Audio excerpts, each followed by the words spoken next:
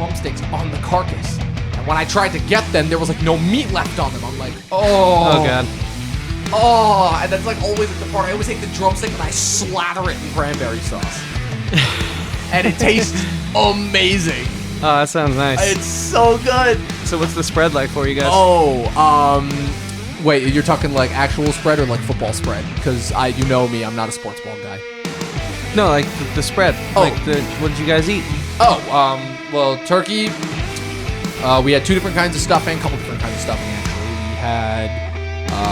We had mashed potatoes, both regular and made with sweet potato. We had my family also brought their usual. It's a green bean casserole that I never usually go for. That was about it. Yeah, it wasn't like huge this year, you know, like it wasn't like 15 different courses, but like I don't know, I kind of like it that way, you know, like it's a more less choices, enjoy more of what's there. But it's more so a situation. That was exactly ours too. Yeah, but it's more so a situation of where we have like less family member, we have more. What's it called? You know, more time to appreciate with the family members that do come. You know, the ones we really know. Because I remember we would go to Thanksgivings at my uncle's place, at my great uncle's place when he ran it in Thanksgiving, and that was fun. But the problem is there were always so many people there, half of it, and they would always like go in and out because there were a lot of old people that were like, you know, die in between each thing. So it was like a bunch of new faces we could add it every time. I'm like, I'm sorry, I don't know who you are at all. But it was pretty cool. I'll tell you, the other cool thing about Thanksgiving is hooking up with the one random family member who you didn't know was a pothead because you weren't a pothead the last time you saw them. And next thing you know, we link up, and next thing you know, we're both like hooking each other up, and it's pretty great. Oh, that's cool. Yeah, That's some Thanksgiving fun. Yeah, definitely. That was pretty fun. That's cool. Are we rolling? Yeah, we're rolling. Have we been rolling this entire time? I can cut that part out if you don't want it. No, that's fine. Honestly, keep that part in. That's actually legitimately great. That was like an awesome intro. You just have to sync this up. So I guess you can just sync it up to that crazy mouth noise I just made. Oh, that's fine. I don't mind that. But yeah, so Chris, in that case, I'm going to start off with a joke that I told you about beforehand. And Chris, I have an offer that you can't refuse.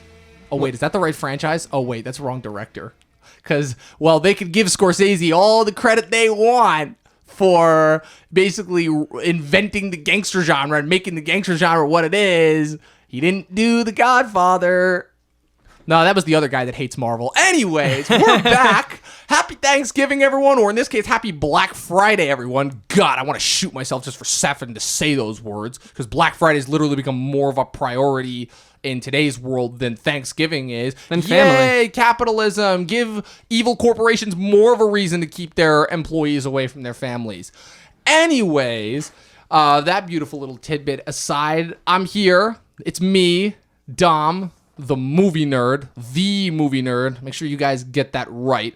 There's many movie nerds, but there's only one the movie nerd. Yeah, there's only one definitive movie nerd. Exactly. And I'm here once again with my faithful co-host. I still haven't managed to find Johnny, though. Chris, we've been talking about like getting Johnny back on an episode for a while now. I don't know. I just can't seem to find him. I looked at his cage the other day. He wasn't there. You know, the usual droppings. You know, the stuff that we fed him from the side. I miss him, you know? Yeah, I think he escaped while we were watching Barry again. Probably or did. Something like that. Something like that. And or maybe in our Silicon Valley rewatch. Possibly. It all depends. We just have to find something alluring enough to get him back, and then he'll be back in the cage that we'll be bringing him out every once in a while. I love this. Yep. Anyways, but so Chris, there was a movie that came out, technically not on Thanksgiving, but it was the day before Thanksgiving. And you want to tell them what movie that was that we're reviewing this time? I'm going to take a guess. I think it was The Irishman. You would be correct. By Martin Scorsese. Yep, Martin Scorsese's newest movie, 3.5 hour long epic made by Netflix. So the new Martin Scorsese movie, the guy who has gone out of his way to tote for the original cinematic theater-going experience, who unintentionally, I would like to add, started the infamous director Marvel feud that is going on right now. And this is probably the most convenient way I've ever had. The most convenience that I've ever had in terms of watching a movie that is most likely going to win multiple Oscars. I remember the last Scorsese movie I watched, which was 2016 Silence. I saw that on New Year's Day. I remember I went down to the city with my buddy just so that we could watch it in the AMC Lincoln Center 13 on New Year's Day. He hated it. I loved it. And now here we are. I didn't even have to leave my house in order to watch this new Scorsese movie. Before we jump in, Chris, is there any comments you have on that? Just like whether that worries you, whether it's like you're happy because it's like, yeah, I don't have to leave my house, but at the same time, oh no, it's killing cinema more. Give us your thoughts. I definitely think that it kind of did this film a disservice. Being able to watch it on your couch and not get the full effect of like the theater experience for like a movie of this caliber, but it was I think gonna get the most views and the most audience reception this way, so it makes sense. Not to mention the fact that this was marketed. Not to mention the fact this Netflix was the only one that was gonna be able to fork over the money, because Paramount, after Wolf of Wall Street and after Silence, they were like, they looked at Marty and they're like, 3.5 hours long plus all the de-aging crap. Are you kidding me? There's no way we're gonna fork over the money. So Marty can complain all he wants about how studios and all this other are killing cinema, but guess what? He wants the money to make his movie. It is still a business at the end of the day. Gotta go Netflix. Sorry, man. But weirdly enough, and this is probably where I'm just going to start off, because you know me, I'm full of controversial opinions. So controversial. And this is where I'm going to shock everyone. I think that this movie being on Netflix is the best thing that could have ever happened to this. And I am not kidding at all when I say that, because you know why? Because guess what? People are going to complain about the length. People are going to make memes about it. People are going to put that shit all over the place. They're going to put out like little structures, just like how to watch this as a miniseries, all the different things, complaining about the de-aging, whatever, all the stupid shit that the internet does. And you know what all that is? Publicity. And none of that publicity would be a thing if this movie got released theatrically, because this movie would have tanked at the box office, because nobody would have gone to see it. At Thanksgiving release, a 3.5 hour long gangster piece that does not glorify the genre, that doesn't have the typical slick style that Goodfellas. People are calling this Goodfellas 2.0. I call this the reverse Goodfellas. This is not something that you go to for the bang and the flash and the coolness. This is literally as far from that as you could possibly get. And so to me, this was the perfect Netflix movie. This, for me, I feel like is the inverse of the Bird Box effect, where Bird Box, I feel like, was able to profit because of the amount of memes that it generated. And again, which unfortunately drove a lot of business and a lot of eyes towards that god-awful piece of shit movie that didn't deserve to be seen by even the most, dumb idiots. Right? But in this case, I'm like, wow. Let the evil power of the internet and memes drive more and more people towards this movie, because this is one of the few movies that does deserve to actually be seen by as many people as possible. So, with all that out of the way, in terms of the publicity, we'll talk about everything with Scorsese conflicts with Marvel. Chris, so... we pulled a very serious thing where, for the most part, we talk a little bit about the movie before we get into the episode. We share some of our initial thoughts. When I texted you last night, as you were still finishing this movie, I'd also like to add, it took, unfortunately, I was a little bit guilty because I did have family over while I was watching this. I had to split this up between Wednesday night and Thursday morning in terms of finishing it.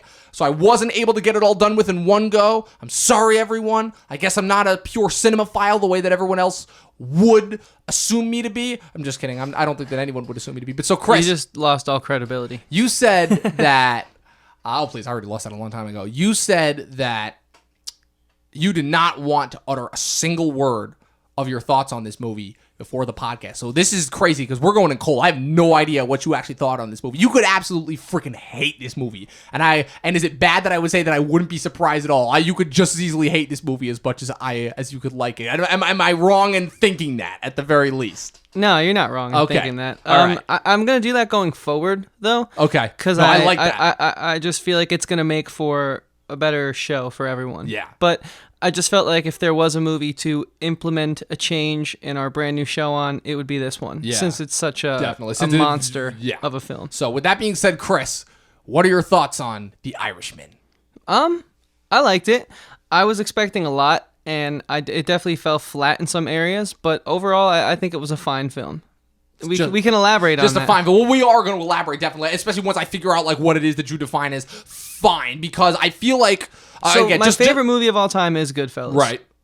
And Even though I thought it was Star Wars, but... That's my favorite trilogy. Oh, okay. Yeah, I've said that before on the podcast. Yes, you are right. I don't know why I keep getting that confused all the time. So, I definitely expect a lot from Scorsese because that movie's awesome. I put a quote from Goodfellas in one of my songs, a Joe Pesci quote for that matter, too. I just love that movie, and I think that so this movie was great, and it was a fine because so basically I think that Scorsese wanted to use some of his favorite actors again, and it was clear that the parts they felt written for De Niro, for Pesci, for Pacino, right? It at least felt like this was the only cast he could have had to make this film.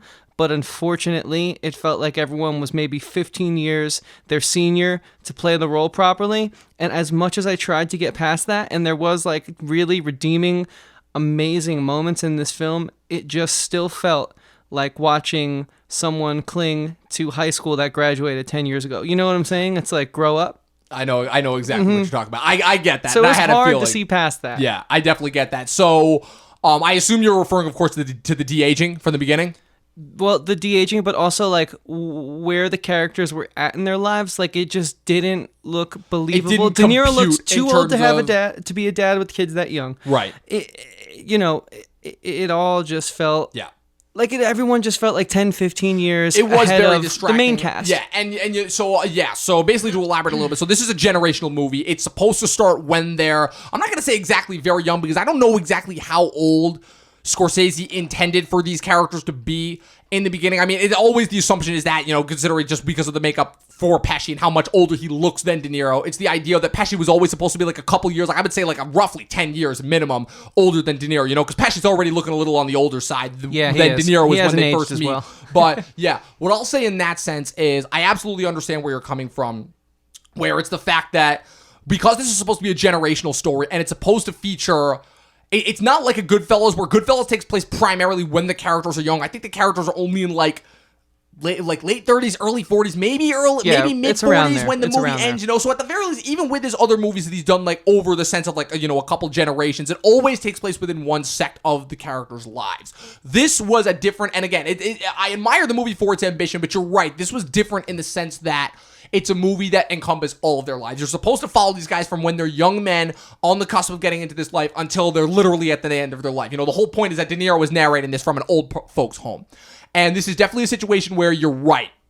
Because of where all of these actors are in their lives right now, it's definitely a situation where the second half of this movie was always going to be stronger than the first half. Just for sheer fact of, again, I've heard a million people talk about this so far.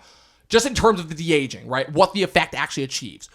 Besides the fact that you can't de-age a movement. So even though you think you're looking at younger faces, you can still tell that like these guys you're not watching young people just because of the way they move, the way they talk, how they sound. Yeah. There's something that's in true. But to be honest with you, it kind of felt like the de-aging really didn't work. Like not as well as we've seen in like the Star Wars trilogy. That's the one thing you are right. And it's funny because there's 2 points that I actually wanted to bring up in terms of, how Scorsese's gone out of his way to go, well, not really, but, kind of unintentionally started this whole Disney feud. And there's 2 things, honestly, that Disney's got over him. I would say one of them is the de-aging, because say what you will about those Disney, but every single time you saw a de-aging effect, and I don't know, this could just be a money thing. It could be a knowledge thing because they have younger people working on it that know how to work it better. Maybe it's just because the actors that they have are more suited to it. It's a lot easier to make a 70-year-old Michael Douglas look 50 than it is to make an almost 80-year-old Robert De Niro look close to 30. That's very, especially I'll tell you the other thing too of where the disconnect comes in is because body type wise, the difference being that in all the Marvel movies with the de-aging that they've done, I feel like the one big exception being Rogue One, because that's the only situation where you saw somebody literally brought back from the dead. Or again, with the situation with Carrie Fisher at the end of that movie, why it's so starkly that's what I was such a different contrast, because Carrie Fisher now is obviously looks and sounds a lot different than she did 40 years ago. But with the Marvel, how that works so well is because when they de-age, they don't really de-age them that many years, or at the very least, they de-age them to a point where they go after actors whose body types and voices haven't changed that much. So even though you're looking at something fake, the rest of your brain can fill it in because there's not that much of a difference. So even though you're watching, 20-year-old, 25-year-old Downey Jr. de-aged as opposed to right next to 50-year-old Downey Jr. right next to him, because there's not that much of a change in the facial structure. His voice hasn't changed too much, his body movements, they're really not that different. Same thing with, I would say, Michael Douglas, with the beginning of Ant-Man. I know you don't like Ant-Man that much, but just to give you an example, that takes place in 89. 50-year-old Michael Douglas, as opposed to Michael Douglas now, it's not that much of a difference. So your brain doesn't have to do the extra track in order to fill it in. But with this situation, it's because you look at De Niro and Pesci specifically, because I don't think there was actually that much de-aging done around Pacino. Nah, he seemed like he was fitting the part. He seemed fit the part. Yeah, he seemed like he was the only one. But and he's again, always been a little younger than them anyways. If you want to see something funny, Pacino's actually older than Pesci and De Niro. I'm pretty sure Pacino was the oldest out of the three of them. I'm not kidding. You're not kidding? I'm not kidding at all. God. Yeah, Pacino I know for a fact was older than De Niro, because De Niro was 44, Pacino was 40. Wow, okay. Yeah. Then whatever. Yeah, no, that's fine. But it's like the difference being is that you look at De Niro for when they were trying to aim for, right? In terms of, they wanted like 30-year-old De Niro. That's mid-70s. That's Taxi Driver level De Niro. No matter how young you make him look, De Niro body-wise is not the same as he was in the 70s. And so already, no matter how young you make him look, your brain is already going 15 extra steps just to try and convince you. But the illusion is already broken, right? At the very least with Pesci, you can convince yourself because of how much older the character is supposed to be. So even though the terrible CG is still distracting, at the very least you can slightly believe it. But with De Niro, it's the biggest thing, because when you're watching him in World War II and you're watching him in the beginning of that movie, again, it's the fact of you're expected to be watching like a mid-30s, I'd say, at average. To be honest with you, what I think they needed was like they needed different actors. Just get different younger actors. Like have you seen Love and Mercy? No. The Brian. Well, anyway, oh, in the Brian Wilson I know which movie movie, you're talking about, but yeah, there are two people that play Paul Dano Brian and Wilson then John Cusack for both parts of his life. And I think if you still want to keep De Niro involved for the younger person who's cast, have him do some narration, which already is a part of the film anyways, so it wouldn't be. That's what I think it needed. But with that being said, so I think we've made a point. I'd like to move on, actually, but I like what you're saying. I get it. But just in terms of like the de-aging. We can't expect Netflix or Martin Scorsese to be able to combat the level of money Disney can put into the de-aging. Right. But I just think that unless it's at least, the technology is at least, to me, where it's at right now, it's seeming, unless you can drop the Disney money on this, don't do it and find a workaround for it. But it's more That's than what I that. got from It's this. not just the Disney money, though, I'd say, but because we've already established it's more than a money issue. It's a matter of you need to get it to a point where it's not going to be that much of a distraction and a hindrance, where it's like, again, you can de-age somebody 20 or 30 years. They've proved that. But it needs to be somebody who hasn't changed that much body-wise, facial-wise, and voice-wise. So that you're giving the animators less to do, and that you're not requiring your audience to think as much, right? And that was the big problem with the de-aging. I was thinking the entire time about that. I thought the CG was just bad in general. See, I thought this movie could have been so much more for me if I wasn't constantly thinking about that. Right. So I hope that younger filmmakers or just other filmmakers in general look at this as an example of where the de-aging technology is at right now. Right. So maybe don't take the risk on your own project, because we saw how it played out here. Now, I do want to say this. Regardless of the de-aging and the setting, and I think honestly it was a little overwritten for the characters in the sense of having Robert De Niro be this physical and having a daughter who's 6 years old. Definitely. When he clearly looks like a 60-year-old man. That was again a very big distraction. Where Even though that was a distraction, I still thought the core three, De Niro, Pacino, Pesci. Yeah. Awesome performances, that's right? the thing. Literally, you could. There was no way in hell that you were going to get those three actors together on screen for the first time ever. This is the first time that those three have ever been in a movie together. And thank God it happened. With Scorsese, there was no way in hell that part was ever going to not hold up. You're talking about three of not only the most legendary American actors, three of the most legendary actors in general that I would say, more so with two than overall three, but I would say in general really helped to change and reshape the landscape of acting in general in terms of when they popped up. Like I said, the biggest thing for me is Pesci, because I wasn't really familiar with Pesci. I don't think a lot of people were until the late 80s, early 90s. Like I said, 1990. With My Cousin Vinny and Goodfellas and all even more so than that with 1990. He gets Goodfellas and the first Home Alone in the same year. Big year for Yeah, Pesci. big year for Pesci. Not to mention the fact that he wins the Oscar for Goodfellas in a year where Goodfellas couldn't even win Best Picture. Again, with De Niro and beginning of the decades, that was 2 decades in a row that he lost out. And he just could not make it work for him. But yeah, I definitely could not agree with you more there.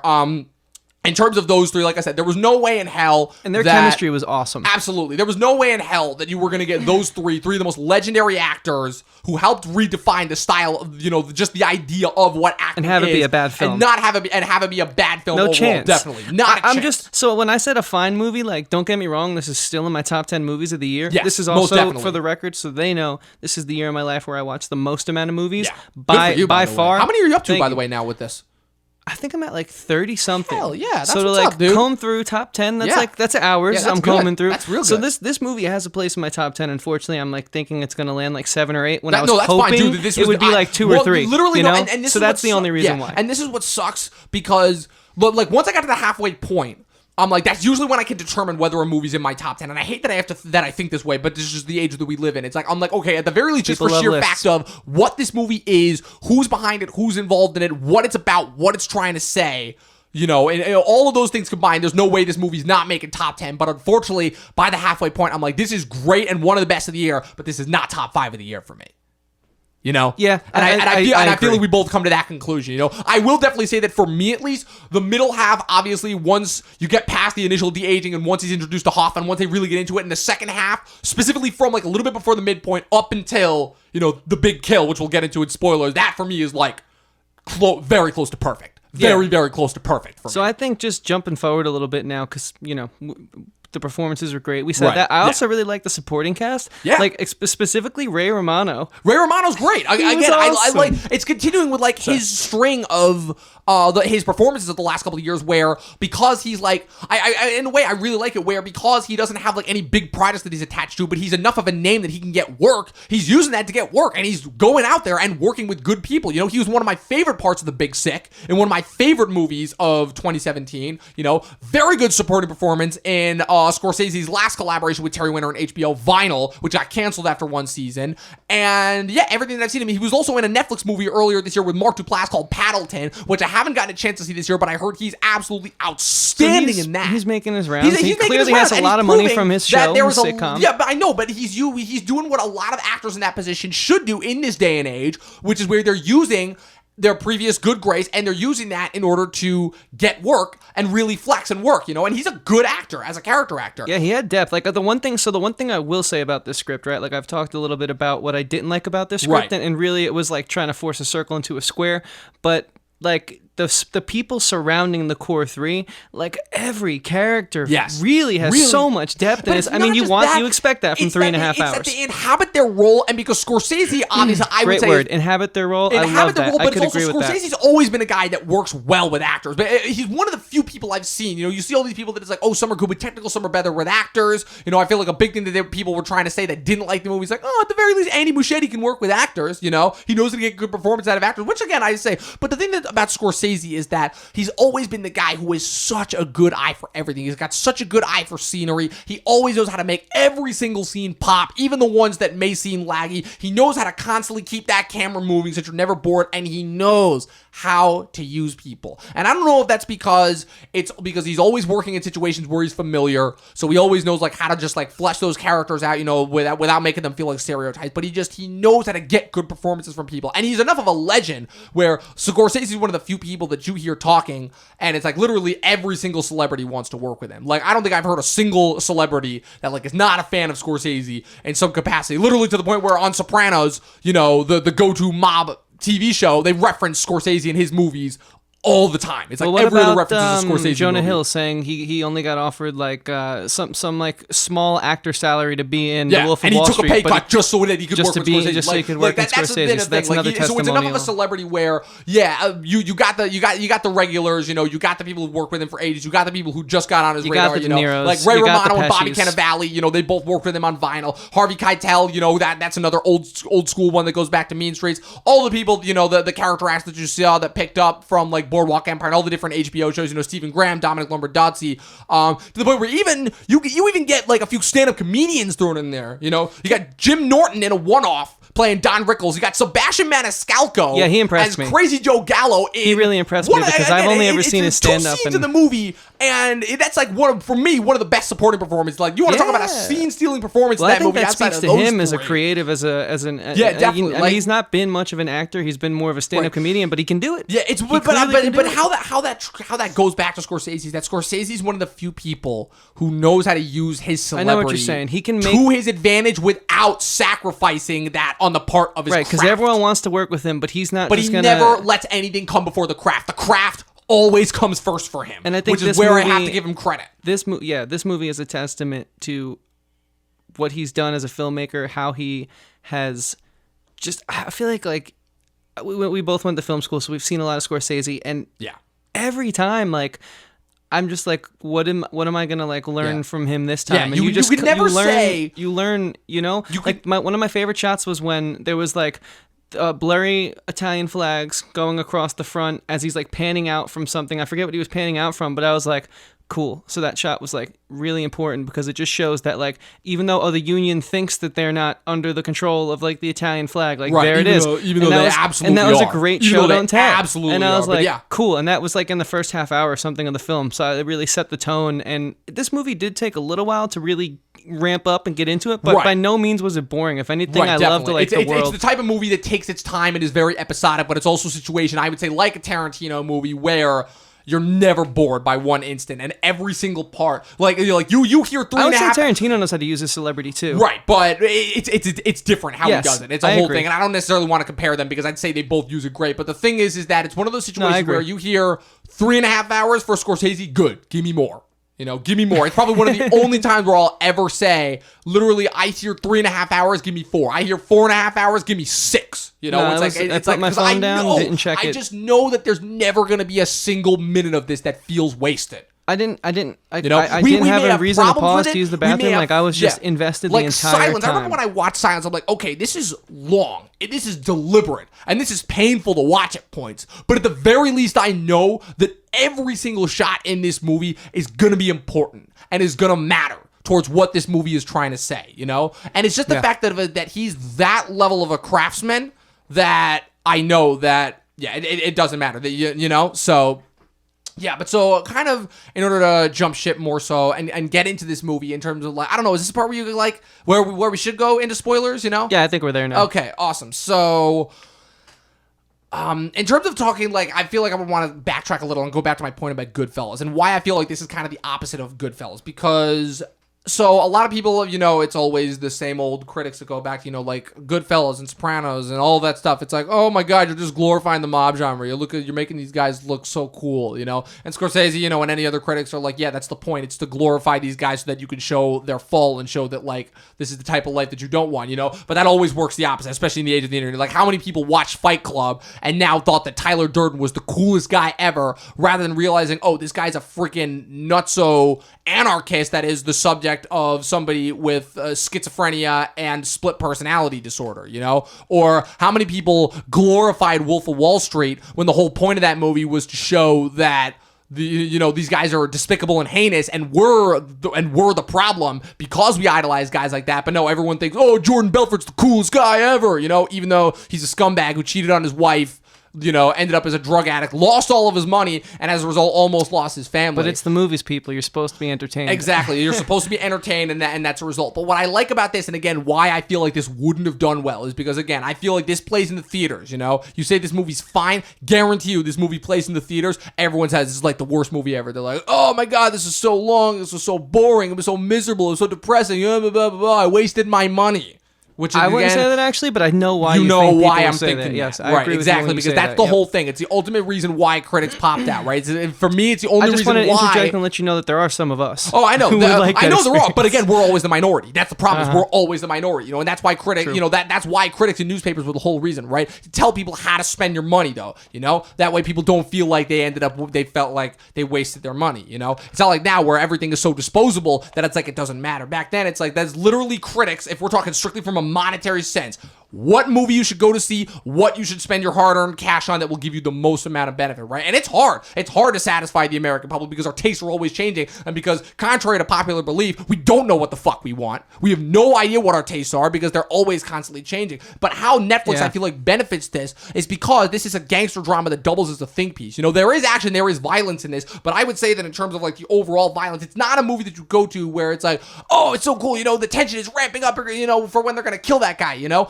And I think that's part of this also factors into the reasoning why the first half didn't bother me as much as I watched more. So the first half, when this movie felt like it was about abusive relationships.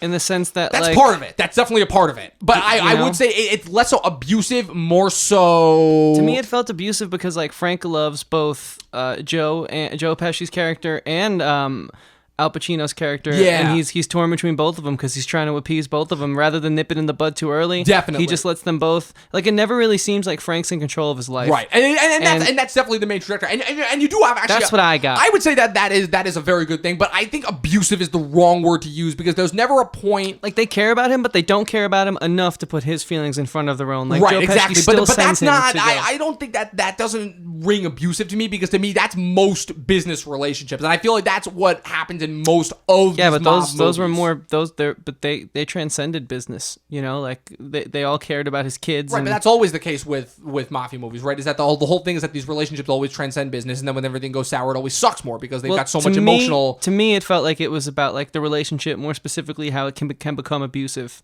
when business gets in the way of friendship and pleasure. But that's always a running theme across the entire mob genre, not just in Scorsese. That's always been a thing. How business, you know, more prevalent in this that goes all the way back to Godfather and Godfather Part 2. How the whole reason why Godfather 2 is both the fall is because you see the difference between Michael and Vito, and that Vito always put family first. Michael only cared about the business. Michael, as much as he claimed to, didn't give a shit about family. You know, that's true, but it struck more of a chord in this movie. Okay. For me than other mob films. I'll tell you what it is that I got in terms of overall what this movie was trying to say overall. This movie, besides I would say being again, there were a lot of deconstructionist elements in this towards Scorsese Explain himself. That. What do you mean by that? I feel like Scorsese was trying to, and why I feel like specifically this feels the opposite of Goodfellas is because I feel like Scorsese is trying to deconstruct himself and what he's done with his previous work, you know, where before Scorsese's always been about, you know, like making this shit look as cool as possible. And this one, it's like the opposite, where he kind of wants to show them as old men. He wants them to feel like old men even when they're supposed to be young, you know, because it's kind of the idea of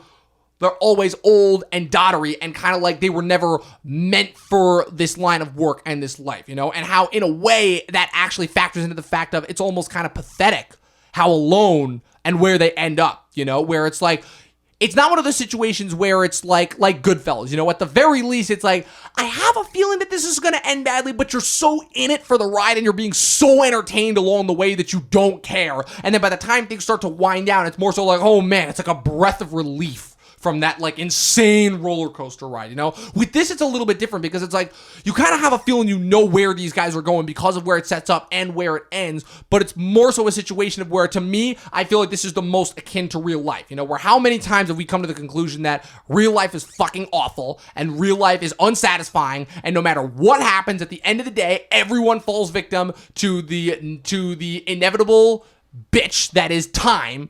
And, you know, you take what you can get and you enjoy what you enjoy and you do what you have to do just to make it and survive along the way, you know? And that I feel like is the big difference overall, where this is not a situation where you know that the character, you can hope that there's something good in line for this character. You know, they always say, again, it's the biggest problem, and it's a problem that Sopranos had when it ended, right? There's only 3 ways that any character in any mafia movie ends. In jail, ratting out their friends, or dead. It's only ever one of those 3, right? Yeah, and this holds true here. Yeah, it does, but at the same time, it also kind of shows that it's like, well, what happens after that?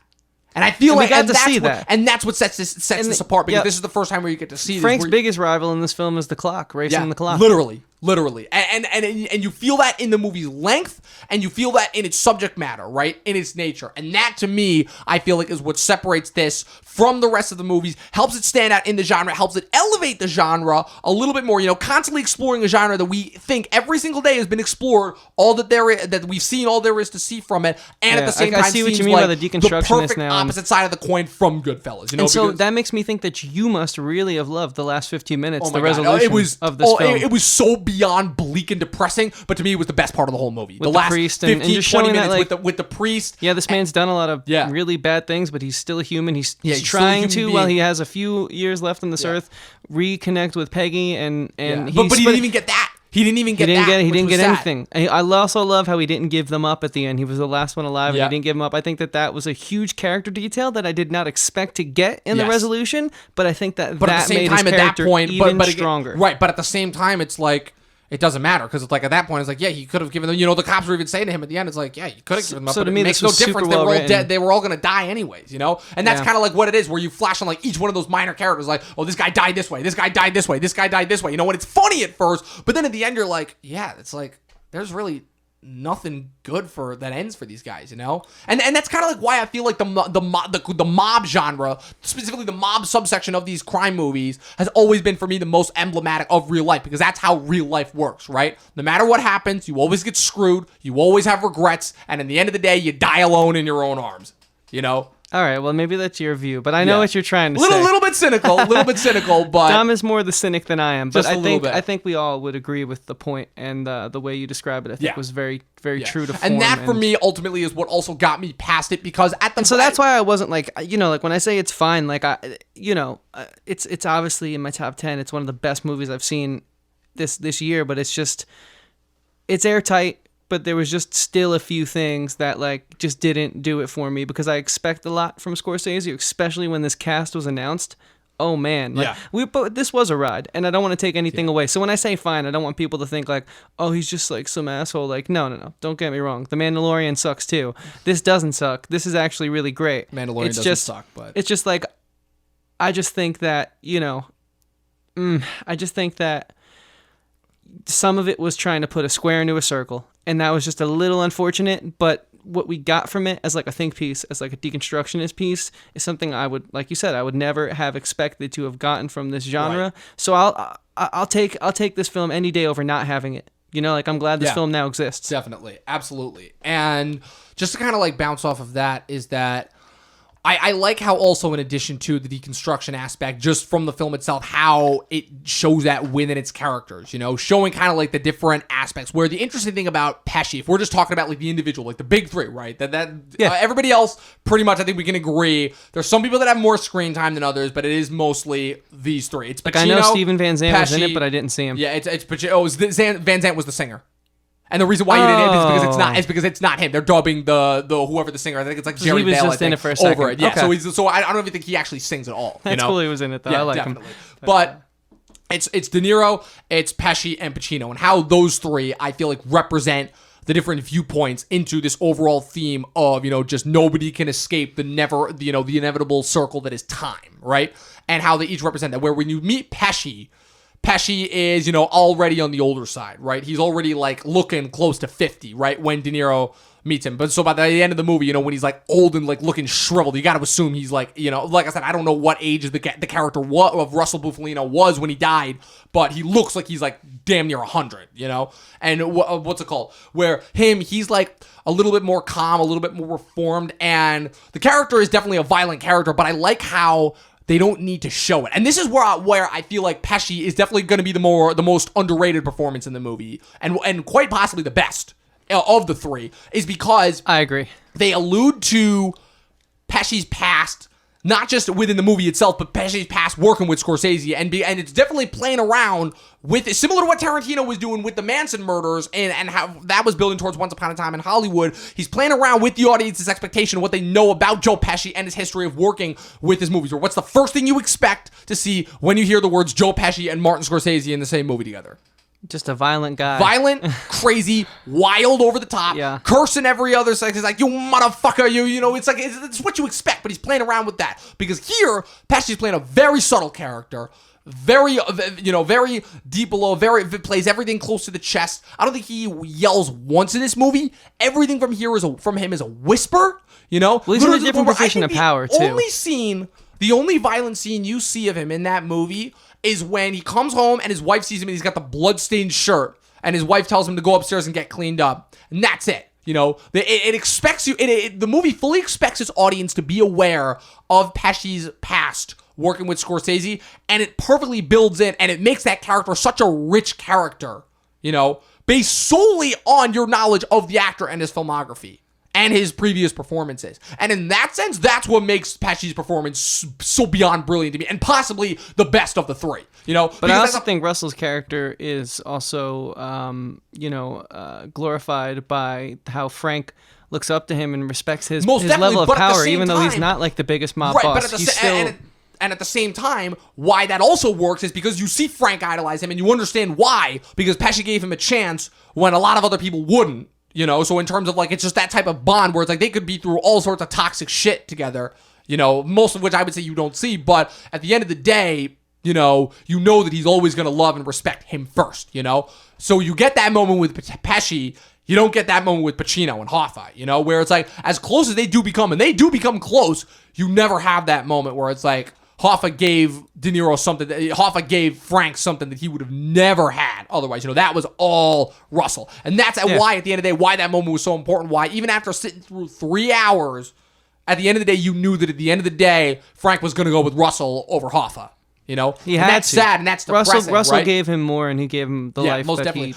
But going back to your point, also how in terms of Frank's idolization, that's also contrasted with Peggy and her as a little girl, and how she really never warms up to Russ, And the movie doesn't really feel a need to explain that. And that's actually, funnily enough, another one of my problems with it, where I don't know if this is just a part of the actresses that they had, both the younger actress and Anna Paquin, and the fact that they really don't have any dialogue, and so it's mostly just a staring performance, and so that's kind of like, I've grown like distasteful for me. It's like, oh, okay, it's you can have a character emote without saying a lot, but you also can't just rely on stares. And this definitely felt like more of a staring performance, which again, I feel like is what ruined it, because that character is supposed to be the bridge, the dividing force, kind of the anti-Frank in terms of his and Russell's relationship, the thing that keeps that relationship from you loving it as much as you would want to, right? And then when you see that contrasted with Hoffa and how much she gets along with him, again, I feel like that comes down to the acting, where it's like that actress is supposed to be like, all blaze, you're supposed to feel that hatred that she feels for Russell, that simmering underlying hatred, like that awkward moment with the Christmas present,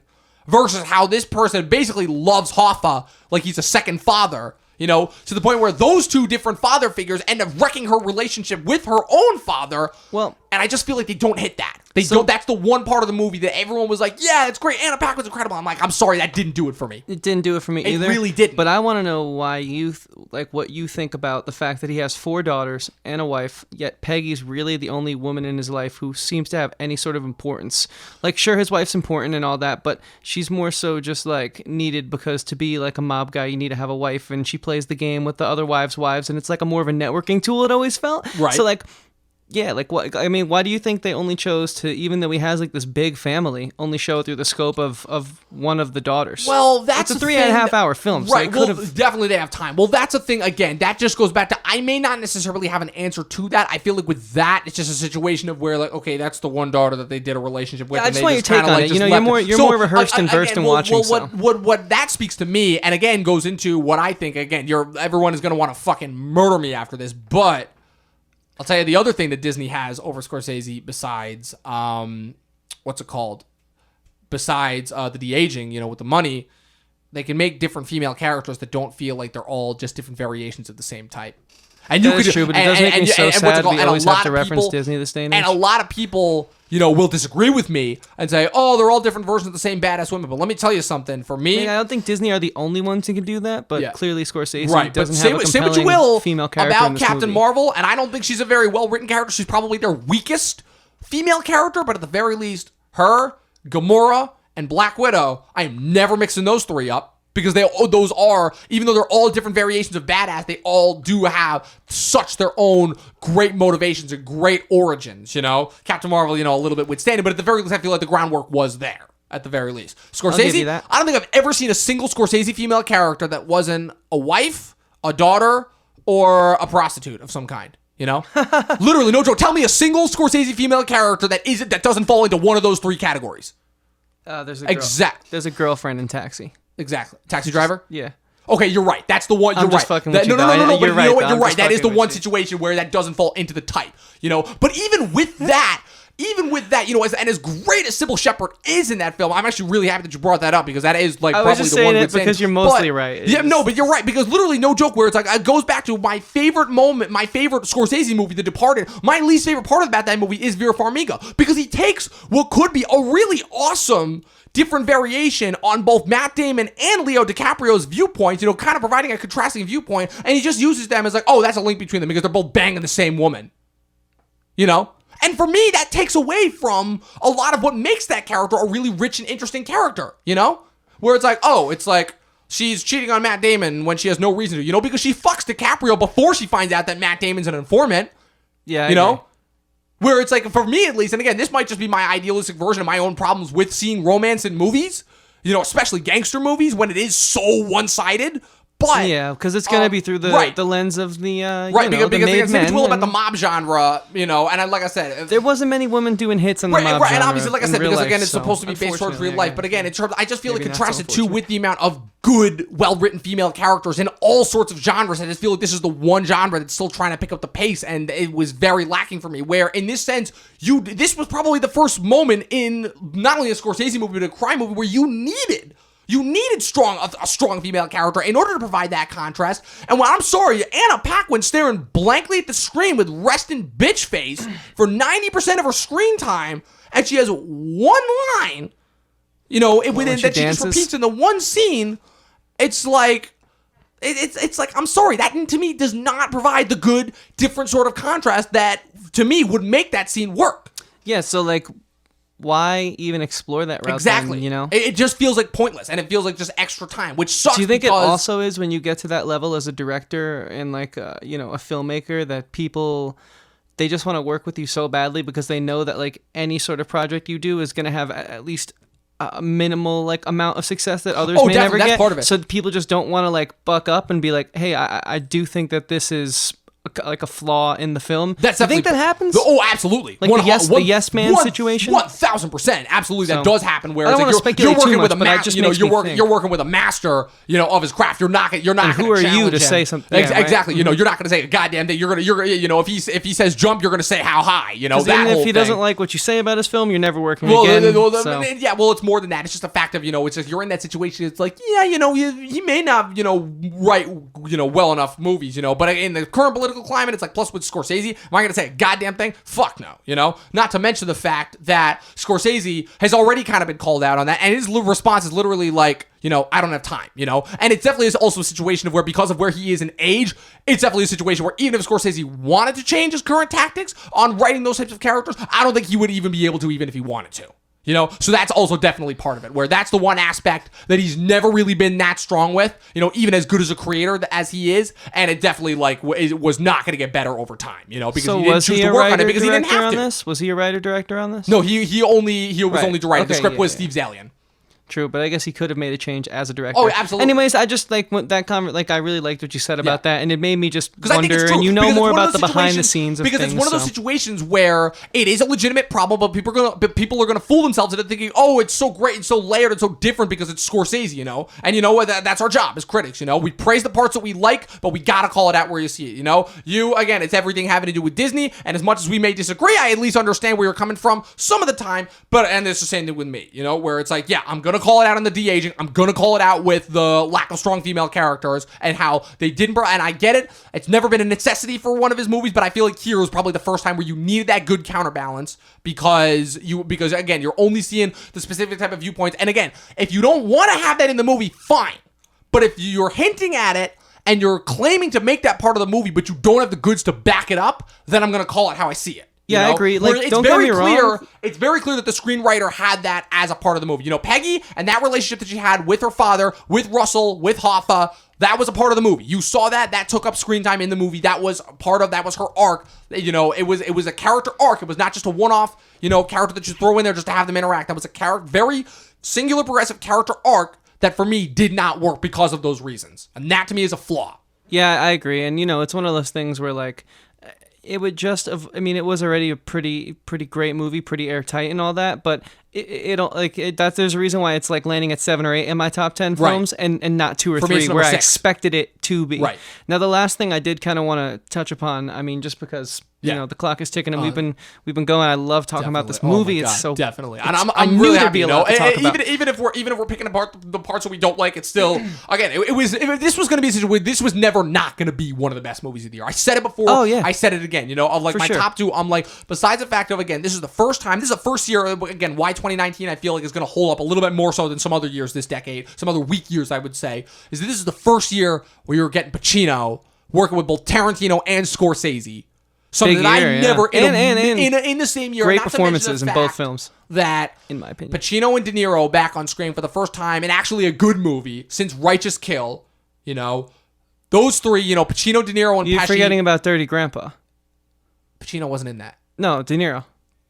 I'm talking the two of them together in a movie. Oh, okay. I was just fucking around because you were like in good films, and I was like, "Are you forgetting about one of the shittiest movies De Niro ever made?" Not to mention the fact, but you're right. Is the fact of those two have done for the most part nothing but garbage this decade, which is really disappointing. Just you know, paying De their Niro, rents. Dirty Grandpa, Plural. Las Vegas, all the different crap that he's done. Pacino, you know, he kind of took a step back after Jack and Jill for obvious reasons. You know, he was picking and choosing, but I'm really Which they glad. all can at this point. Right. The three of them can. I mean, obviously, even at that level of, I'm just going to assume. Allow me to speculate. If Martin Scorsese calls you, you pick up that damn phone first ring. But you know, they can pick and choose because they're all legends. And it was cool to see that, like, to me, this like cast was again pretty star-studded. We just spoke about that with Knives Out last week. But unlike Knives Out, it was actually like well utilized because Scorsese no one knew what stepped he on was their doing. toes He's one of those guys. It wasn't just a situation of where, oh, you know, you're popular and famous. Oh, boom, we'll put you in here. You're popular and famous. You know, it's a combination of working with who you know, working with who you've done great stuff with in the past, while also, you know, in terms of all your projects, you know, because he's pulling from every project that he's ever worked on, going from the 70s all the way up until this decade. This is a great example of like how sometimes directors have like their go-to actors or actresses that like they like to use but don't always work.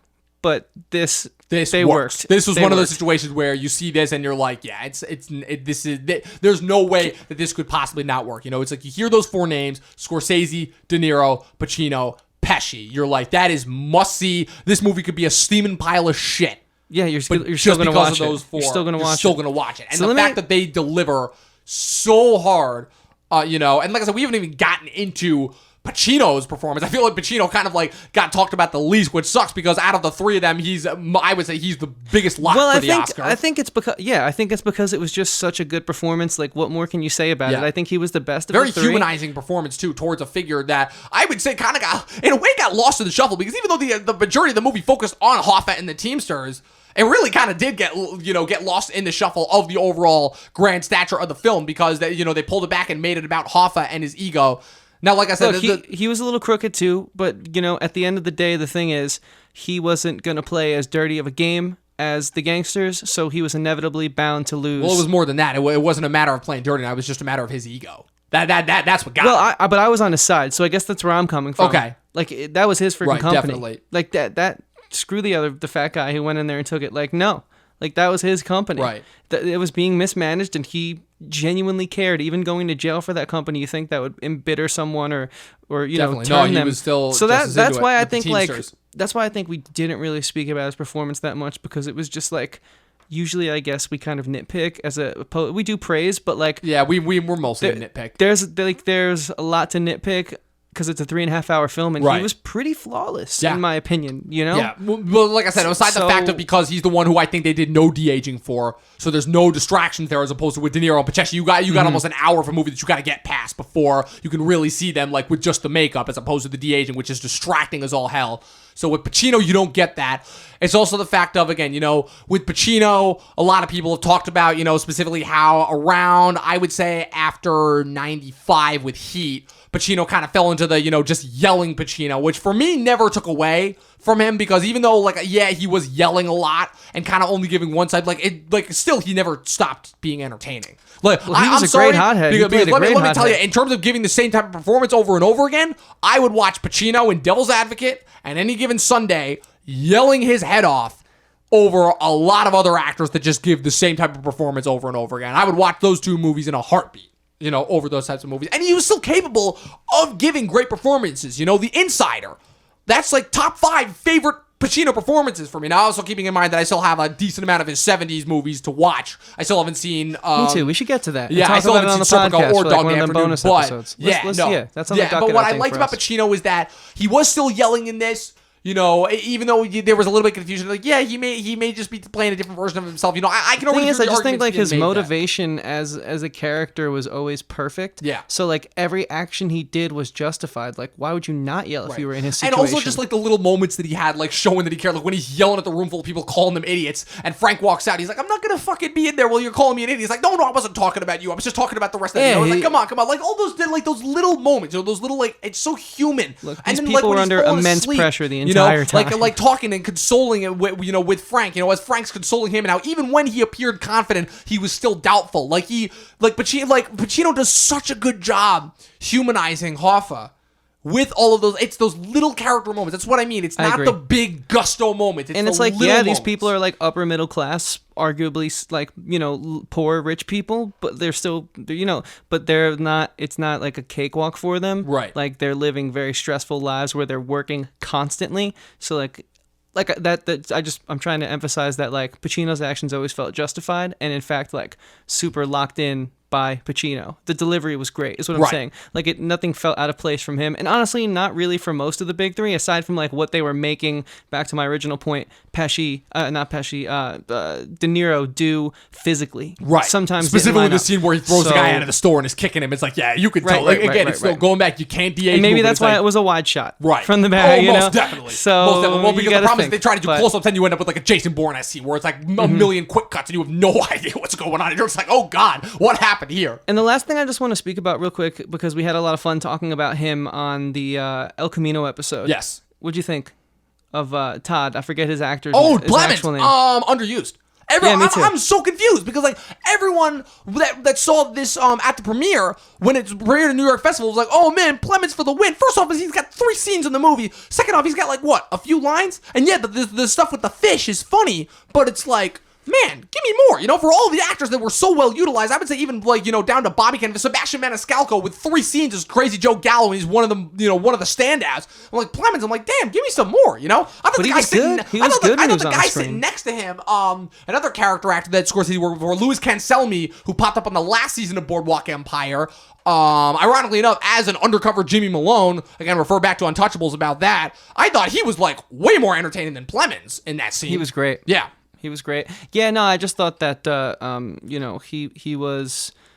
I just wanted more from him, and I don't think that's his fault. No, I thought absolutely the performances not. That's were good. not his fault. That's just like with the character and what they did with it. Again, it's just another reason why this movie's in the 7 or 8 spot. I'm really confused why this character got this much hype. I'm like, if anything, it's a subject of like underutilized. Yeah, I think so too, and that's like, I think being the son of one of the main 3 characters, you know, who is clueless but has like this like legacy to fulfill, you definitely would have wanted a little more from all the children, I would say, which makes this, since it was 3.5 hours, if it was like a 2-hour movie, it would have probably been like a top 2 or 3 movie for me on the year. But because we had so much time, and because there were like these performances by like up and coming names or bigger names that weren't the big 3 but were still like good performances, but we still feel a little empty about it, that's why it's sitting at like a 7 or 8, you know? And that's why I wanted to bring him up, just to further emphasize that point. Like, great performance, but it's just with that much time on the film, you know, I would have wanted a little more. So that's kind of like, I feel like where we're coming to a standstill overall is, again, the right. misuse, I would say, of the female characters, the de-aging overall, and why that's distracting. I feel like we did a really good job of breaking down the specific components of why that was so distracting, not just the fact that it was bad makes me CG. sad we always have to bring Disney up, but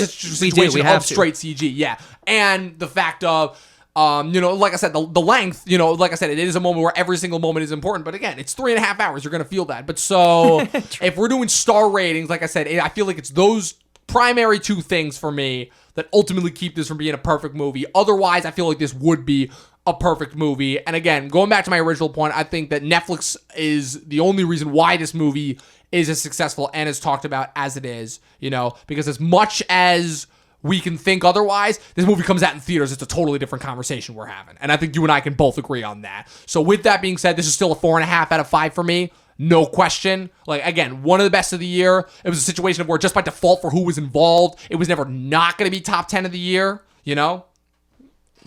We agree. 2 weeks in a row. Pretty much. 4.5. Yeah, I mean, I'm willing to forgive it because it was such an incredible feat of filmmaking, such a long film that didn't feel long, like you had texted me after you watched it. And, you gotta just be able to enjoy this one for what it is. The writing is superb. Maybe our characters do seem a bit out of place, like we've said, but obviously we still thought it was a great film. Don't let it ruin that for you. Absolutely. Enjoy this film. Yeah. And the last thing I wanted to close out on before we head out of here is, did you catch the shot that was by the Mid-Hudson Bridge? I did. Yep. I was wondering if you caught that. I was wondering if it was the Taconic. Were they shooting on the Taconic? I don't know how much of this, but they shot a decent amount of this right here. Dude, I kept thinking the whole time while I was watching, I was like, that has to be the Taconic. Yep, I know that road. Not the Taconic, Mid-Hudson Bridge. That goes across the river to New Paltz. But I thought I also saw the Taconic where they pull over and it's the first gas station. I know that gas station isn't there. I think so. I was like, dude, that looks exactly like the fucking Taconic. Yep. Okay, that's cool. Yeah. All right, awesome. I just wanted to make sure you caught that because I literally saw it because I was looking because I knew how much cool you this didn't movie tell was me shot that in before Poughkeepsie. we did this because that would have made me like it a little more selfishly. It's the scene where he's throwing. It's one of the scenes where he's throwing away the guns and he's going down by the river. I know those rocks. I've been on those rocks. Bridge in the back. I'm like, holy fuck yeah, that was Poughkeepsie, baby. I've been on those rocks. Oh man, me too. I was hanging on those rocks like just the other day. That would have honestly made me fucking yeah. That would have made me biased. So I'm really glad you didn't tell me that. Yeah, good thing we saved that for the end of the podcast. It was in the back of my head. Because that's like your local pride, I'm sure definitely. if you guys in Arkansas it's a local thing, there's always going to be biases involved. So with that being said, I just want to tell them where they can find our show on the interwebs. Do that, because I was about to forget that, so I'm glad you remember that. Yeah, you know me so well. You have your thing you got to say, which is important, especially after this episode. Always, but what also is important is if you guys follow us on Apple Podcasts, Spotify, Deezer, Pocket Cast, Radio Public, Audible, all the great places you can find us. Coming soon on YouTube as I'm pointing to the video. Subscribe, comment, give it a thumbs up, interact with it, retweet. We're on, you know what I mean? Like, we'll post about it from our personal Twitters. It's on Instagram. It's on Facebook. Talking TV Podcast. No G, TALKIN. If you like what we're doing, show us that you like what we're doing because we need the support, we need the help, and we appreciate you listening. And with that being said, thank you guys for listening, and as always, watch more fucking movies. We out. We out.